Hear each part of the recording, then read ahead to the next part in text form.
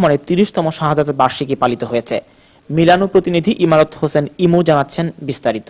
Milan জাতীয়তাবাদী দল, স্বেচ্ছাসেবক দল ও যুব দলের উদ্যোগে ইতালির মিলানোতে পালিত হলো শহীদ রাষ্ট্রপতি জিয়াউর রহমানের ৩০তম শাহাদাত বার্ষিকী। আসাদুজ্জামান রিপনের উপস্থাপনায় ও হাবিবুর রহমান আয়ুবের সভাপতিত্বে আলোচনা সভায় সাবেক সভাপতি খান মোহাম্মদ রোকন, সিনিয়র সহসভাপতি ইঞ্জিনিয়ার আবুল বাশার, সহসভাপতি আব্দুল্লাল মামুন, সাধারণ সম্পাদক হোসেন মোহাম্মদ মনির, স্বেচ্ছাসেবক দল সভাপতি আবুল কালাম ও যুবদল সভাপতি মনিরুজ্জামান মিঠু সহ আরও অনেকেই শহীদ জিয়ার জীবনী তুলে ধরেন এবং বক্তারা বলেন, শহীদ রাষ্ট্রপতি জিয়াউর রহমান মৃত্যুর পূর্ব মুহূর্ত পর্যন্ত বাংলাদেশের সাধারণ মানুষের জন্য কাজ করেছেন। এছাড়া বর্তমান সরকারের বিভিন্ন কর্মকাণ্ড, সংবিধান সংস্করণ সহ নানা বিষয়ে সমালোচনা করেন।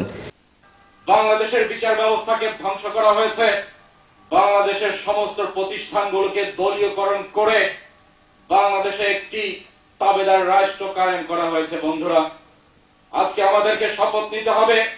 পরিশেষে দোয়া মাহফিল ও শহীদ জিয়ার রুহের মাগফিরাত কামনার মধ্য দিয়ে অনুষ্ঠানের সমাপ্তি ঘটে। ইতালির মিলান থেকে ইমারত হোসেন ইমু, চ্যানেল আই।